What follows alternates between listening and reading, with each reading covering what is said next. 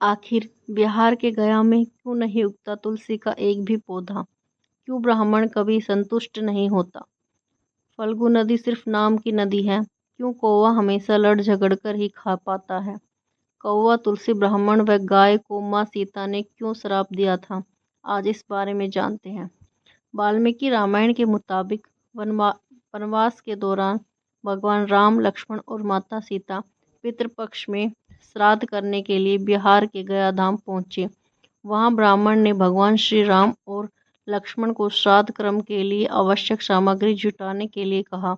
इस पर भगवान राम व लक्ष्मण नगर की ओर सामान लाने के लिए निकल पड़े। ब्राह्मण देव ने माता सीता से आग्रह किया कि पिंडदान का समय निकलता जा रहा है।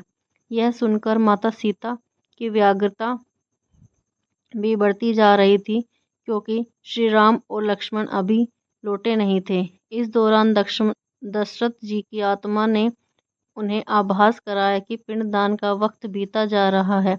यह जानकर माता सीता असमंजस में पड़ गई। तब माता सीता ने समय के महत्व को समझते हुए यह निर्णय लिया कि वह स्वयं अपने ससुर राजा दशरथ का पिंडदान करेंगी।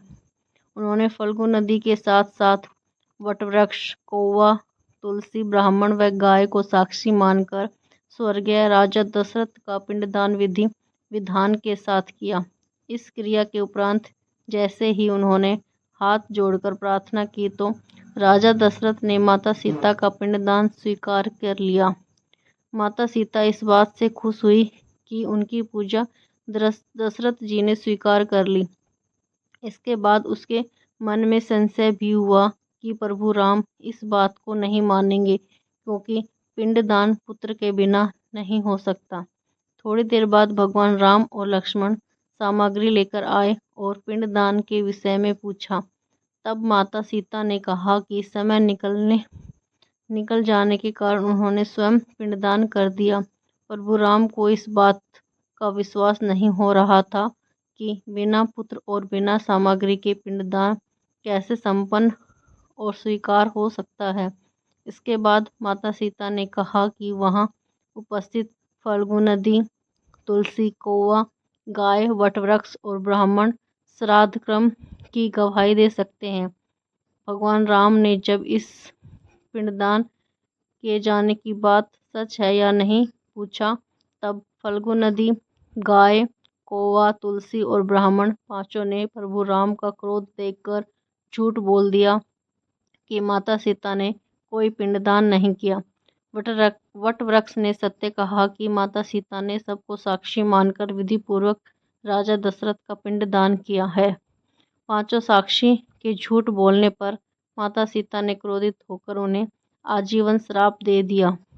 फल्गु नदी को श्राप दिया कि वह सिर्फ नाम की ही नदी रहेगी, उसमें पानी नहीं रहेगा। इस कारण फल्गु नदी आज भी गया में सूखी है। गाय को श्राप दिया कि गाय पूजनीय होकर भी सिर्फ उसके पिछले हिस्से की पूजा की जाएगी और गाय को खाने के लिए दर बदर भटकना पड़ेगा। आज भी हिंदू धर्म में गाय के सिर्फ पिछले हिस्से की पूजा की जाती है। माता सीता ने ब्राह्मण को कभी भी संतुष्ट न होने और कितना भी मिले उसकी दरिद्रता हमेशा बनी रहे का श्राप दिया। इसी कारण ब्राह्मण कभी दान दक्षिणा के बाद कभी संतुष्ट नहीं होते। माता सीता ने तुलसी को श्राप दिया कि वह कभी भी गया की मिट्टी में नहीं उगेगी। यह आज तक सत्य है कि गया की मिट्टी में तुलसी नहीं फलती। और कौवे को हमेशा लड़ झगड़ कर खाने का श्राप दिया था। कौवा आज भी खाना अकेले नहीं खाता है।